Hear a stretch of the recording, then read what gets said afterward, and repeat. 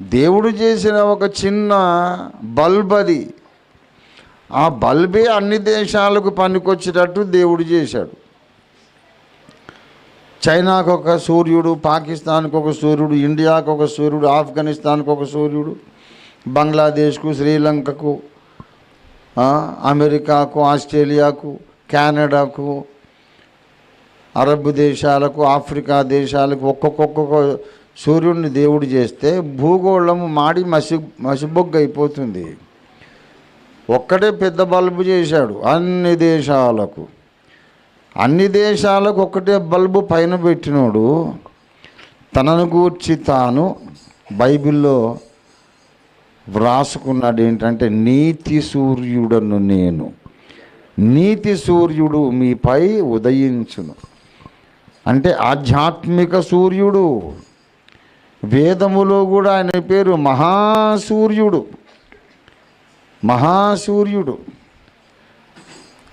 శుక్ల యజుర్వేదము 23వ అధ్యాయం 59వ మంత్రంలో మహాసూర్యుని ఉత్పత్తి స్థానం ఎక్కడ, జన్మస్థానం ఎక్కడ అంటే భూలోకపు నడిబొడ్డు అని ఋత్విక్కు సమాధానం చెబుతాడు. What is the birth place of the great sun?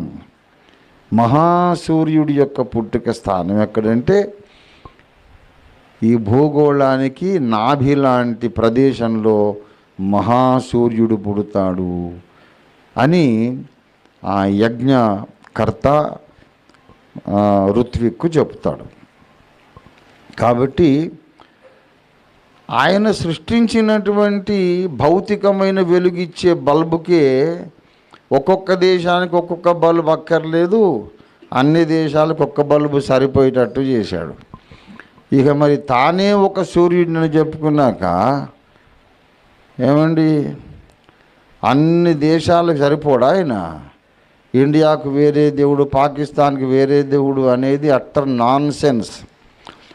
కొంచెం తెలివి కలిగి ఆలోచించాలి. మా దేవుడు మీ దేవుడు అట్లా ఉండడు బాబు, అందరికీ ఒక్కడే దేవుడు.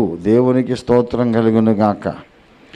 అందరికి ఒక్కడే దేవుడు. అందుచేత బైబిల్లో ఉన్న దేవుడు ఒక జాతికి ఒక జనాంగానికి దేవుడు అని కాదు.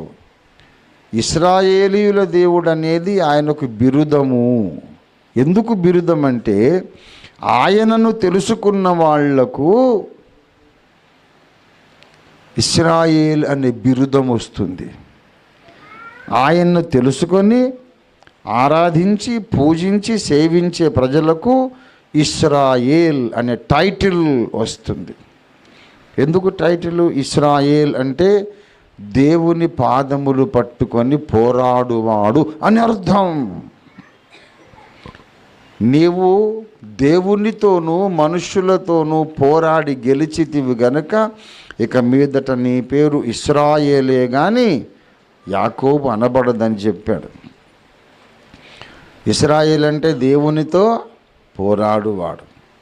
ఇశ్రాయేల్ అంటే దేవుని చేత ఆశీర్వదింపబడినవాడు.